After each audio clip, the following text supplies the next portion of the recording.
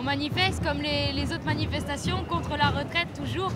Même si elle est passée, on est toujours là et on y croit. On espère que ça changera quelque chose, d'entendre nos voix dans la rue, qu'ils fassent un peu attention au peuple parce qu'on est dans une démocratie. Pourquoi je manifeste? Parce que je trouve pas ça normal que ma génération va devoir payer pour les générations précédentes.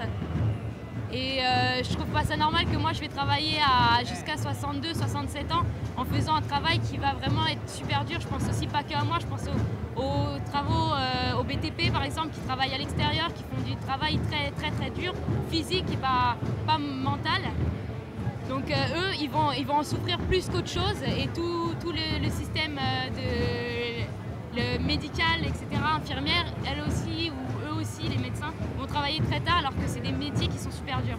Tous ensemble, ouais, ouais, tous ensemble, ouais, ouais, tous ensemble, ouais, ouais, tous ensemble, ouais, ouais, tous ensemble, ouais, tous ensemble, ouais, ouais, tous ensemble, ouais, ouais, tous ensemble, ouais. C'est pas une manifestation de plus, c'est le mouvement contre la réforme de la retraite qui continue avec des potentialités et une vraie dynamique qui fait qu'aujourd'hui, comme dans toute la France d'ailleurs, près de 200 points de rassemblement pour à nouveau affirmer l'exigence d'une autre réforme et en même temps poser toute une série de questions qui sont liées à la retraite, notamment la question de l'emploi, du niveau des pensions et aussi la question des retraites complémentaires qui risquent de venir très vite à l'ordre du jour dans les débats et les négociations avec les organisations syndicales. Il y a incontestablement maintenant la conviction dans l'opinion majoritairement que cette réforme est injuste et qu'en plus elle sera inefficace. En revanche, il y a une vraie question et un vrai enjeu, c'est celui d'un débat sur le fond de ce que doit être aujourd'hui le système de protection sociale, retraite comprise.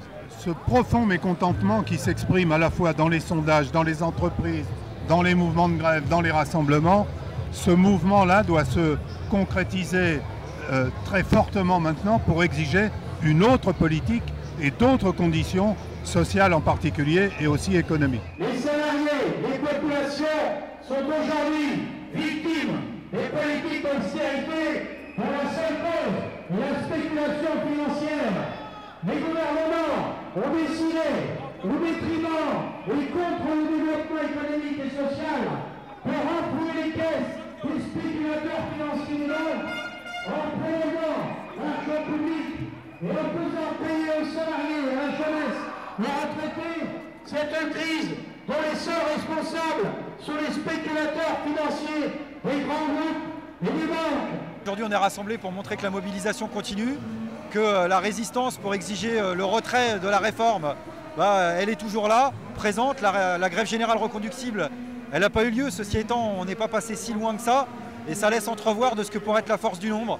Et quand on regarde ce qui se passe en Europe actuellement, en Irlande, au Portugal ou en Grande-Bretagne, on voit que dans le cadre de la crise économique, il y a des mobilisations européennes et que ce n'est pas la fin de l'histoire qui vient de se passer et que le gouvernement, quoi qu'il en soit, a été affaibli.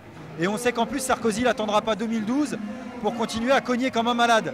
Donc lui, il a décidé de reconduire sa politique, à nous de reconduire les résistances et de rebondir, que ce soit sur les retraites, les salaires, l'emploi ou sur les autres sujets que le gouvernement a décidé de mettre sur la table.